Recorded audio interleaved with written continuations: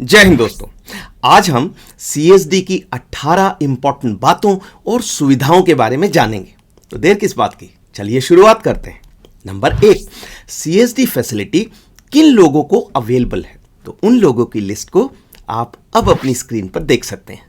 Number 1, Indian army, navy और air force के serving और रिटायर्ड सैनिक।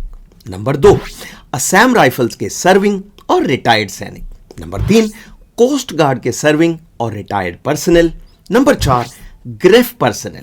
नंबर 5, टेरिटोरियल आर्मी यानी टीए के सर्विंग सैनिक और वो रिटायर्ड सैनिक जिन्होंने कम से कम 5 साल एम्बॉडीड सर्विस की है।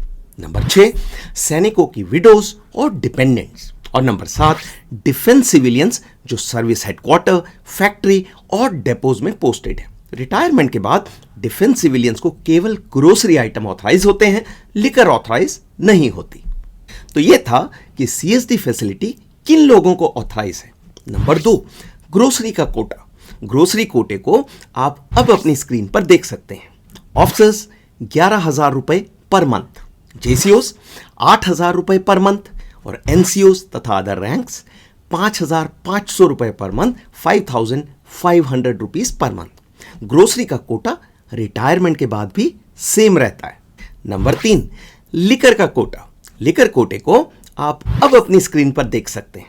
सर्विंग सैनिकों के लिए ऑफिसर्स 10 बॉटल, जेसीओस 7 बॉटल, एनसीओस तथा अदर रैंक 5 बॉटल और रिटायर्ड सैनिकों के लिए ऑफिसर्स 10 बॉटल पर मंथ, जेसीओस 6 बॉटल और एनसीओस तथा अदर रैंक 4 बॉटल हर महीने।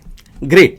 तो ये था दारू का कोटा। तो इससे पहले कि दारू का नशा चढ़े, मेरी ओर से एक रिक्वेस्ट, अगर आपको ये वीडियो पसंद आता है तो मेरे चैनल को सब्सक्राइब कीजिए, वीडियो को लाइक कीजिए और अपने दोस्तों के साथ शेयर कीजिए। सब्सक्राइब करने से मेरे वीडियो यूट्यूब ऑटोमेटिकली आपके पास भेजता रहेगा। Thank you. ग्रेट। नंबर 4, सुविधा। स्मार्ट कार्ड इशू कराने के लिए ऑनलाइन प्रक्रिया। अब आप इस वेबसाइट पर जाकर स्मार्ट कार्ड के लिए अप्लाई कर सकते हैं। तो पूरी प्रक्रिया बहुत सरल हो गई है, लेकिन याद रखें कि ऑनलाइन प्रक्रिया पहली बार के लिए लागू नहीं है। यानी पहली बार सीएसडी कार्ड इशू कराने के लिए आपको पेपर एप्लीकेशन ही देनी पड़ेगी। लेकिन अगर आपका कार्ड एक्सपायर हो गया है या डैमेज हो गया है या खो गया है तो आप ऑनलाइन अप्लाई कर सकते हैं। अगर आप चाहते हैं कि मैं ऑनलाइन प्रोसीजर पर वीडियो बनाऊं तो कमेंट्स में लिखिएगा। अगर 50 से ज़्यादा कमेंट आए तो मैं वो वीडियो ज़रूर बनाऊंगा। नंबर 5, कार खरीदने की एंटाइटलमेंट। तो कार की एंटाइटलमेंट को आप अब अपनी स्क्रीन पर देख सकते हैं। पे लेवल 3 to 5 यानी एनसीओस और अदर रैंक्स 8 लाख रुपए। पे लेवल 6 to पे लेवल 9 यानी जेसीओस 10 लाख रुपए और पे लेवल 10 to 18 यानी ऑफिसर्स 20 लाख रुपए। ये कॉस्ट टैक्सेस यानी जीएसटी वगैरह को हटाकर है। अगर आप इलेक्ट्रिक कार खरीदते हैं तो एंटाइटलमेंट 5 लाख रुपए बढ़ जाती है, यानी एनसीओस और अदर रैंक 13 लाख रुपए, जेसीओस 15 लाख रुपए और ऑफिसर्स 25 लाख रुपए।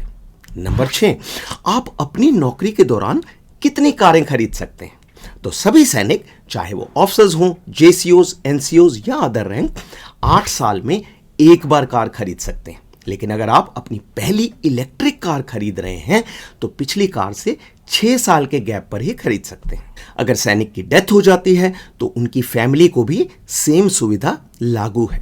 एनसीओस, अदर रैंक्स और उनकी फैमिलीज अपने लाइफ टाइम में ज़्यादा से ज़्यादा 4 कारें खरीद सकते हैं और जेसीओस और उनकी फैमिलीज अपने लाइफ टाइम में ज़्यादा से ज़्यादा 5 कारें खरीद सकते हैं। नंबर 7, सीएसडी में कार का रेट सिविल से कितना कम होता है। तो दोस्तों, सिविल में कार पर 28% जीएसटी लगता है, 28%। सीएसडी में हमें उसका आधा यानी 14% जीएसटी देना पड़ता है। मोटा मोटा आप कह सकते हैं कि 13 से 14% की सेविंग होती है। नोट करने वाली बात, सीएसडी से खरीदी हुई कार को आप 5 साल से पहले नहीं बेच सकते। नंबर 8, सीएसडी कार के रेट अलग अलग स्टेट्स में अलग अलग क्यों होते हैं। तो कारण यह है कि जीएसटी तो हर राज्य में सेम है, लेकिन कुछ ऐसे टैक्सेस हैं जो अलग अलग स्टेट्स में अलग अलग हैं। जैसे number 1, road tax, number 2, registration charges और number 3, green tax. Green tax कुछ स्टेट लगाते हैं, कुछ नहीं लगाते। हर स्टेट में कार्स के CSD रेट क्या हैं, उन्हें आप फौजी अड्डा नाम की वेबसाइट में जाकर चेक कर सकते हैं। उसके लिए आपको इस लिंक पर जाना होगा। नंबर 9, क्या डिफेंस सिविलियन CSD से कार ले सकते हैं? तो उत्तर है हाँ, लेकिन डिफेंस सिविलियंस पर कुछ रिस्ट्रिक्शंस हैं। पहली बात, कार की सुविधा सिर्फ लेवल 11 से ऊपर के ऑफिसर्स को अवेलेबल है। दूसरा, वो मैक्सिमम 20 लाख की कार खरीद सकते हैं। और तीसरा, वो रिटायरमेंट के बाद कार नहीं खरीद सकते।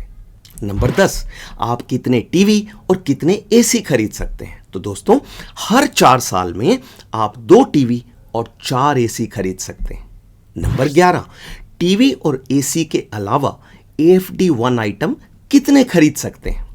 पहली बात तो AFD का अर्थ है अगेंस्ट फर्म डिमांड। ये बेसिकली बड़े आइटम होते हैं जैसे bike, scooter, refrigerator, microwave, washing machine वगैरह।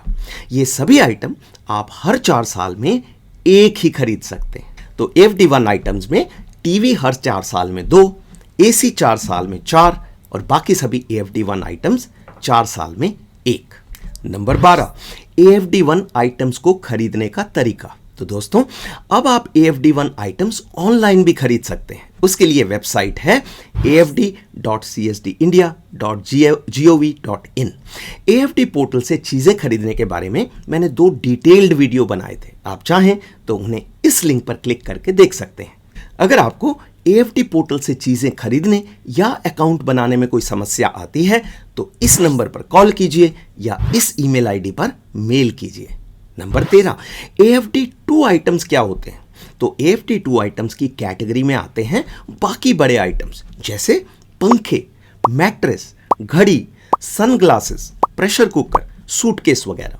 AFD2 आइटम्स के बारे में एक नई सुविधा, अब आप ये आइटम्स लिकर और डिपेंडेंट कार्ड के द्वारा भी खरीद सकते हैं। पहले आप ये आइटम सिर्फ मेन ग्रोसरी कार्ड से ही खरीद पाते थे। नंबर 14, रिटायर्ड सैनिकों के लिए कुछ स्पेशल सुविधाएं। नंबर 1, रिटायर्ड सैनिक और उनकी फैमिलीज 2 महीने का कोटा एक ही महीने में खरीद सकते हैं, ग्रोसरी और लिकर दोनों। मतलब आप मान लीजिए जुलाई में CSD नहीं जा पाए तो अगस्त में आप जुलाई और अगस्त दोनों महीनों का कोटा ले सकते हैं। याद रखने वाली बात, 2 महीने से ज्यादा का कोटा रोल ओवर नहीं होता। यानी ये नहीं हो सकता कि आप जुलाई और अगस्त में ना जाएं और सितंबर में 3 महीने का कोटा ले लें। तो एक बार में ज्यादा से ज्यादा 2 महीने का कोटा मिलेगा। नंबर 2, पहले रिटायर्ड सैनिकों और उनकी फैमिलीज के CSD कार्ड सिर्फ 1 साल के लिए वैलिड होते थे, अब 10 साल के लिए वैलिड है। जैसे मेरा कार्ड 6 अक्टूबर 2017 को इश्यू हुआ था और यह कार्ड 6 अक्टूबर 2027 तक वैलिड होगा। नंबर 3, अगर आपका कार्ड एक्सपायर हो गया है तो आप किसी भी CSD में नए कार्ड की एप्लीकेशन दे सकते हैं। जरूरी नहीं है कि आपको अपनी पेरेंट CSD में ही जाना पड़े। तो ये थी रिटायर्ड सैनिकों के लिए कुछ स्पेशल सुविधाएं। नंबर 15, वीर नारीज के लिए स्पेशल सुविधाएं। तो पहली बात तो वीर नारीज को एक अलग प्रकार का CSD कार्ड मिलता है जिस पर वीर नारी लिखा होता है। और उनको एक्स्ट्रा सुविधाएं क्या मिलती हैं? उन्हें CSD में नॉर्मल लाइन में नहीं लगना पड़ता, उन्हें कुछ लिकर कोटा भी ऑथराइज होता है। और अगर सैनिक ने डेथ से पहले अपना कार का कोटा कंप्लीट कर लिया था, जैसे किसी NCO और अदर रैंक ने 4 कारें खरीद ली थी, फिर भी वीर नारी एक और कार खरीद सकती है। नंबर 16, अग्निवीर और न्यूली कमीशन्ड ऑफिसर्स के लिए सुविधाएं। तो ट्रेनिंग एकेडमी से जो नए ऑफिसर कमीशन होते हैं और ट्रेनिंग सेंटर से जो अग्निवीर भर्ती होते हैं, उन्हें CSD कार्ड ट्रेनिंग कंप्लीट करते ही मिल जाएगा ताकि वो यूनिट में जाते ही CSD की सुविधा का इस्तेमाल कर सकें। नंबर 17, CSD सर्विसेज के लिए हेल्पलाइन। अगर आपको कैंटीन सर्विसेज में कोई भी समस्या आ रही है तो आप स्क्रीन पर दिखाए गए नंबर्स पर कॉल कर सकते हैं या मेल आईडीज पर ईमेल लिख सकते हैं। और अंत में नंबर 18, CSD और URC का फुल फॉर्म क्या है? तो दोस्तों, CSD का फुल फॉर्म है कैंटीन स्टोर्स डिपार्टमेंट। इस डिपार्टमेंट के नीचे 34 एरिया डेपो आते हैं और हजारों की संख्या में कैंटीन आती हैं। इन सभी कैंटीन्स को कहते हैं URC और URC का फुल फॉर्म है यूनिट रन कैंटीन। तो ये थी CSD की सुविधाओं के बारे में 18 इंपॉर्टेंट बातें। आज के लिए इतना ही। अगले वीडियो तक अपना ख्याल रखें और स्वस्थ रहें।